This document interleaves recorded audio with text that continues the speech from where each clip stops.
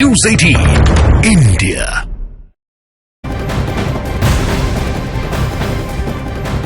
बड़ी खबर आपको बता दें, केंद्र सरकार ने किसानों से अपील की है कि वो बातचीत के लिए आए, सामने आए, उनसे बातचीत के लिए तैयार है केंद्र सरकार। सरकार ने कहा है कि वो किसानों से किसी भी वक्त बात करने के लिए तैयार है। किसानों की मांग पर सरकार के मंत्रियों ने इससे पहले भी बात की थी। तीन केंद्रीय मंत्री चंडीगढ़ में 5 घंटे मैराथन बैठक चली थी।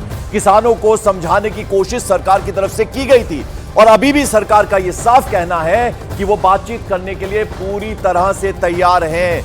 ये जो डेडलॉक है वो टूटना चाहिए और लगातार किसान जो है वो आंदोलन पर उतारू हैं। दिल्ली कूच करने की उन्होंने तैयारी की है और जगह जगह चप्पे चप्पे पर सुरक्षा बल तैनात हैं और छावनी में तब्दील कर दिया गया है। दिल्ली से सटे जितने भी बॉर्डर्स हैं, फिर वो चाहे कोई भी बॉर्डर हो, सब पे सुरक्षा इस वक्त कड़ी कर दी गई है। लेकिन इस बीच सरकार ने यह कह दिया है कि हम किसानों से बातचीत करने के लिए तैयार हैं। जब भी जिस भी वक्त वो बातचीत करें, हम उनसे बातचीत करने के लिए तैयार हैं। यानी वो रास्ता एकदम बातचीत का खुला है। ये बार बार तमाम जो केंद्रीय मंत्री हैं वो कह चुके हैं, फिर वो चाहे कृषि मंत्री अर्जुन मुंडा हो, अनुराग ठाकुर, सबने ये बात कही है। जरा अब आपको समझाते हैं कि आखिर किसान और सरकार के बीच जो बातचीत है वो अभी तक किस लेवल पर पहुंची। जो भी अपने आप को सांगठनिक इकाई के रूप में मानते हैं कि हम किसी संगठन का नेतृत्व कर रहे हैं, तो इस बात की चिंता करना जरूरी है। मैं निवेदन करूंगा सारे किसान संगठनों से, जो भी इस समय इस तरह की बातों को लेकर, जिससे कि समस्या का समाधान के रास्ते मजबूत हो सकता है, उसके अनुसार पहल करें, बातचीत के माध्यम से समाधान ढूंढें और उसमें सरकार पूरी तरीके से तत्पर है, प्रतिबद्ध है और इस बात का ध्यान रखें कि आम आदमी को कठिनाई ना हो। आम आदमी की कठिनाई से किसी को लाभ मिलेगा, ऐसा नहीं हो सकता है। हमने कहा है कि जो एडमिनिस्ट्रेटिव नेचर के काम हैं उसको हम त्वरित गति से निष्पादित करते हुए लोगों को हम ये भरोसा देना चाहते हैं कि उसमें कहीं सरकार पीछे नहीं है, त्वरित निष्पादन करेंगे और कर रहे हैं। लेकिन जो कानून बनाने की बात होगी उसमें सभी ऐसे विषयों पर ध्यान रखना जरूरी होता है जिससे कि कठिनाई ना हो और जो भी कुछ हम करना चाहते हैं वो अच्छे ढंग से हो, अच्छे के लिए हो। तो इस बात पर हमें और चर्चा इसलिए करने की आवश्यकता ज़रूरी है क्योंकि इसके पहले भी इस तरह की जब बातें आई तो उसमें किसान संगठनों के प्रतिनिधि के माध्यम से चर्चा करने की बात की गई, लेकिन उसमें किसान संगठनों के प्रतिनिधियों ने योगदान नहीं किया। अब वो बीत गई, समय बीत गया। अब कम से कम आने वाले दिनों के लिए हम किसान संगठनों के साथ मिल कर के चर्चा करें और ये माहौल बनाएं कि इसका समाधान का रास्ता क्या क्या हो सकता है, कैसे हम इन सारे विषयों पर एक मत हो सकते हैं। तो ये हमारी कोशिश है। तो केंद्रीय कृषि मंत्री अर्जुन मुंडा को आपने सुना, उन्होंने कहा कि हम बातचीत के लिए तैयार हैं, जो भी समस्या होगा उसके त्वरित निष्पादन होगा, ये भी उनकी तरफ से कह दिया गया है। राजनीति से प्रेरित ना हो प्रदर्शन, क्योंकि अगर आम लोगों को कठिनाई होगी तो उससे दिक्कत और ज्यादा बढ़ेगी। आइए अब जरा आपको यह समझाते हैं कि आखिर किसान और सरकार के बीच जो बातचीत चल रही है उसमें पेच कहां फंस रहा है। सरकार के सामने किसान नेताओं ने 13 मांगे रखी, जिनमें से 10 मांगे सरकार ने मान ली हैं। तो ये जो मांगे नहीं मानेंगे, जरा अब आपको बताने की कोशिश करते हैं। सरकार ने 13 में से 10 मांगे मानी हैं। मांग नंबर 1 एमएसपी गारंटी कानून। जो मांग नहीं मानी गई हैं उनमें अगर 10 लाख करोड़ जो है मांग मानी गई तो खर्च होगा, यह कहा गया है। देश का कुल मौजूदा बजट ही 45 लाख करोड़ का है। उसके अलावा मांग नंबर 2 क्या है? किसानों की कर्ज माफी हो और जो दूसरी तरफ है वो ये कि कितना लोन, 21 लाख करोड़ तक का लोन जो है इसमें देने की बात है, यानी ये मांग नंबर 2 है। उसके अलावा हम आपको बता दें किसानों ने कर्ज माफी की मांग की है और कैसे ये पूरा सरकार ने क्या कह रही है, सरकार और किसानों की तरफ से क्या मांग रखी गई है, वो हम आपको बताने की कोशिश कर रहे हैं। यानी दूसरी बात ये है, यानी जो मांगे नहीं मानी गई उसमें सबसे पहला एमएसपी गारंटी कानून। लेकिन सवाल ये उठता है कि आखिर सरकार ये मांग क्यों नहीं मान रही, इसके पीछे सरकार का पक्ष क्या है। मोदी सरकार ने क्या कुछ किया? 10 साल में धान की एमएसपी में 64% का इजाफा कर दिया गया। उसके अलावा 10 साल में गेहूं की एमएसपी 58% तक बढ़ा दी गई है, यानी न्यूनतम समर्थन मूल्य की हम बात कर रहे हैं। 6 साल में खाद पर 55,000 करोड़ की सब्सिडी भी दी गई है। तो ये हम आपको बता रहे हैं। अगर एमएसपी गारंटी कानून सरकार मान लेती है तो 10 लाख करोड़ रुपए का बोझ सरकार पर पड़ेगा। इससे देश के इंफ्रास्ट्रक्चर, रेलवे और रक्षा पर होने वाले बजट पर इसका सीधे सीधे असर पड़ेगा। और उसके अलावा आपको यह भी बता दें, किसानों की दूसरी मांग जो है वो कर्ज माफी को लेकर है। सरकार का यह कहना है कि किसानों पर बैंकों का 21 लाख करोड़ रुपया लोन है और अगर यह माफ कर दिया गया तो देश का जो बैंकिंग सिस्टम है वो पूरी तरह से चरमरा जाएगा। अब जरा आपको यह भी समझा दें कि मोदी सरकार ने किसानों के लिए अब तक क्या कुछ किया है। तो 10 साल में धान की एमएसपी में 64% का इजाफा है, जो हम आपको पहले भी बता चुके हैं। 10 साल में गेहूं की एमएसपी 58% तक बढ़ाई गई है। उसके अलावा 6 साल में खाद पर 55,000 करोड़ की सब्सिडी दी गई। 10 साल में पंजाब के किसानों को 60,313 करोड़ का रियायती लोन जो है वो भी मुहैया कराया गया। फसल बीमा और पीएम सम्मान निधि के तहत 13,000 करोड़ रुपए किसानों को दिए गए हैं। तो ये अब तक सरकार की तरफ से, मोदी सरकार की तरफ से कदम उठाए गए हैं और अब लगातार किसान जो हैं वो एमएसपी की बात कर रहे हैं। हमारे साथ अमित पांडे इस वक्त जुड़ रहे हैं।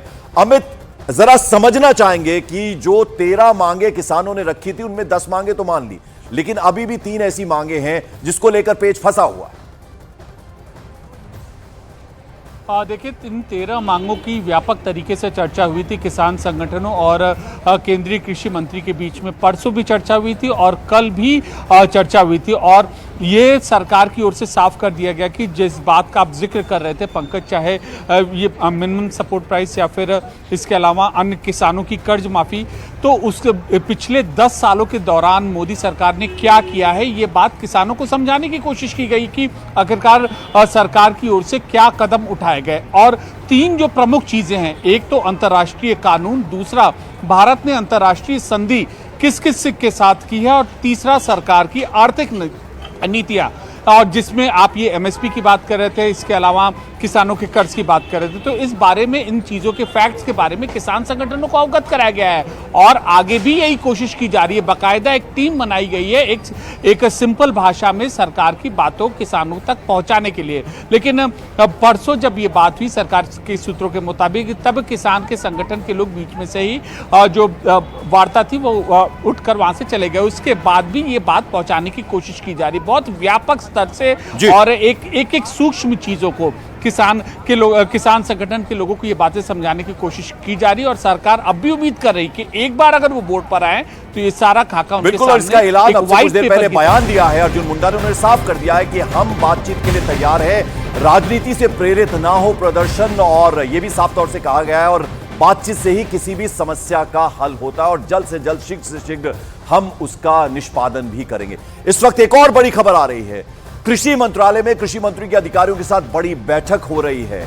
आपको जानकारी देते हैं, कृषि मंत्रालय में इस वक्त अर्जुन मुंडा जो बैठक ले रहे हैं, तमाम बड़े अधिकारी जो हैं कृषि मंत्रालय से जुड़े हुए हैं, उनके साथ कृषि मंत्री बैठक कर रहे हैं। अभी कृषि मंत्री का हमने आपको बयान भी सुनाया, उन्होंने कहा कि शीघ्र से शीघ्र निष्पादन होगा, लेकिन बातचीत के जरिए ये सब कुछ हो। और साथ में उन्होंने ये भी कहा कि जो आम लोगों को दिक्कत हो रही है उससे किसी समस्या का हल नहीं हो रहा, बल्कि उससे मुसीबत बढ़ रही है। 13 मांगे किसानों की तरफ से रखी गई थी, 10 मांगे जो हैं वो मान ली गई हैं।